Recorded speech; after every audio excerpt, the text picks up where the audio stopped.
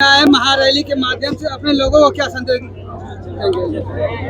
कि जो प्रदेश और केंद्र सरकार की योजनाएं हैं, उन योजनाओं की लोगों को जानकारी दे रहे हैं कि उन योजनाओं का लाभ आप लीजिए। आप एप्लीकेशन बनाइए, हमको दीजिए, उस योजना हम आपके घर तक पहुंचाएं। ये उद्देश्य लेकर के हम उत्तर प्रदेश के 75 जिले में गरीब, कमजोर, पिछड़े, दलित, वंचित, शोषित को हम समझा रहे हैं कि जब तक आप आगे आओगे नहीं तो योजनाओं का लाभ आप ले नहीं पाओगे। तो इसी उद्देश्य से ये कार्यक्रम पूरे 75 जिले में हम लोग चला रहे हैं। क्या रिस्पांस मिल रहा है? अब आपके सामने है। आप पिछड़े दलितों की बात करते हैं, जबकि एक पार्टी के द्वारा पीडीए भी चलाया जा रहा है। पीडीए का फुल फॉर्म आप लोग पूछिएगा, परिवार डेवलपमेंट अथॉरिटी उसका नाम है। इस नाते कि जब सरकार बनती है तो बोरा का बोरा वोट मुसलमान देता है, सरकार बनने के बाद उसको खाली झोरा थमा दिया जाता है कि तुम एमएलए बन सकते हो, एमपी बन सकते हो, लेकिन तुम समाज के बच्चों को, बेटियों को सिपाही, दरोगा, बाबू, चपरासी, तहसीलदार बनाने के लिए अपने मुखिया के सामने लड़ नहीं सकते हो। यही पीडीए का मतलब है। राजभर जी, इस पूरे प्रदेश में कानून व्यवस्था की बात की जा रही है, लेकिन अमेठी में जो पिछले कल हुआ है, एक ही परिवार के 4 दलितों की हत्या की गई है। क्या लगता है कानून व्यवस्था कितने बेहतर तरीके से काम कर रहा है? आप उसको जान लीजिए, वो प्रेम प्रपंच का मामला है, उससे कौन सा कानून लैंड ऑर्डर।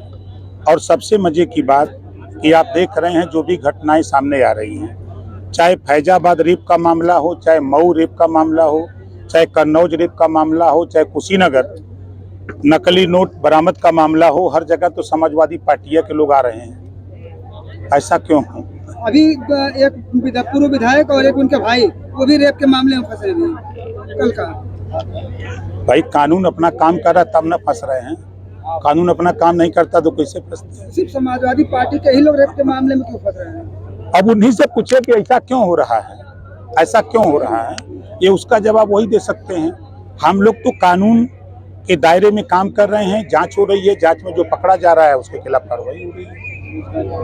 ऐसे में बात किया जाए विदेश नीति की, तो लेबनान और इजराइल में लड़ाई चल रही है। लेबनान के नसरुल्लाह की जो मौत हो गई है, बावजूद इसके जो यूपी में बहुत सारे जो मुसलमान हैं, उनके समर्थन में रैलियां तक निकाल रहे हैं। देखिए, कोई भी कानून को अपने हाथ में लेगा, आतंकवादी गतिविधि में लिप्त होगा, उसके साथ वही सलूक होगा।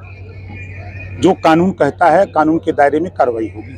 मंत्री जी, चुनाव होने जा रहा है ये उत्तर प्रदेश में, इसमें आपकी पार्टी कहाँ तक काम कर रही है? हमारी पार्टी चुनाव नहीं लड़ेगी, 10 सीट पर हम लोग काम कर रहे हैं। हम चाहे वो मिर्जापुर की बात हो, चाहे अयोध्या की बात हो, चाहे अम्बेडकर नगर हो, चाहे अलीगढ़ हो, चाहे आपके संभल हो, चाहे गाजियाबाद हो, 10 सीट पर हम कार्यक्रम अपनी पार्टी का खुद संगठन धरातल पे हम लोग बना रहे हैं।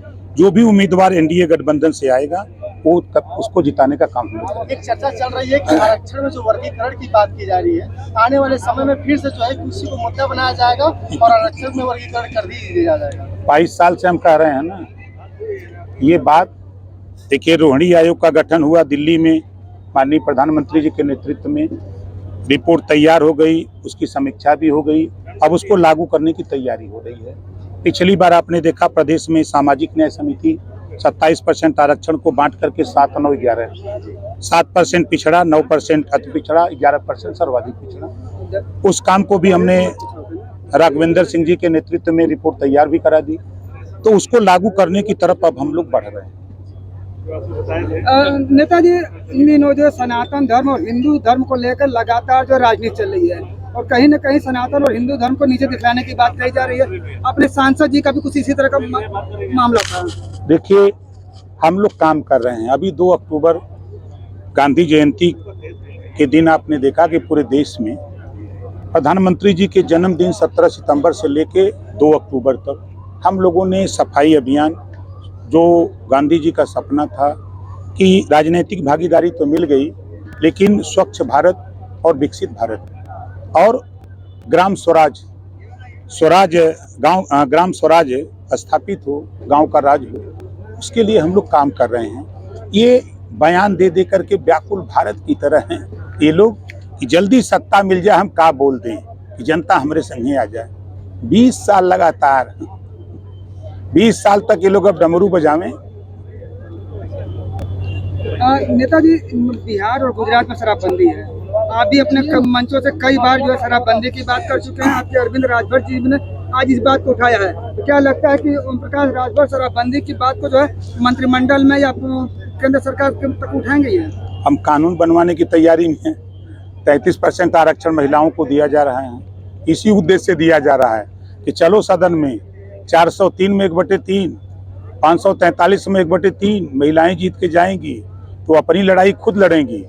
हम अगर नहीं लड़ने में कमजोर हैं तो इनको वहां पहुंचा करके, मोदी जी की सोच है कि ये खुद सदन में आवे, ये अपनी लड़ाई जो जिस चीजों को लेकर पीड़ित हैं उसका कानून यहाँ बना करके वो खुद आगे आकर के कानून बनावे। यानी कि शराबबंदी के पक्ष में है आप भी? हम तो हमेशा 22 साल से लड़ते आए हैं। कुछ लोग गांजे पर भी का लाइसेंस की बात कर रहे हैं। अब देखिए, उनका विषय है। हम स्वच्छता की बात करते हैं, स्वच्छ भारत की बात करते हैं, हम विकसित भारत की तरफ जाना चाहते हैं। अभी आपने देखा जीरो पॉवर्टी स्कीम, पहली बार देश में एक ऐसा कानून 5 लाख गरीबों के इलाज के लिए। मैं खुद ऐसा व्यक्ति हूं कि कोई दिन ऐसा नहीं है कि 8 लाख, 10 लाख, 15 लाख प्रतिदिन वर्क डे में हमारे दस्तखत से विवेकाधीन कोष से गरीबों के इलाज के लिए पैसा जा रहा है, प्रतिदिन जाता है।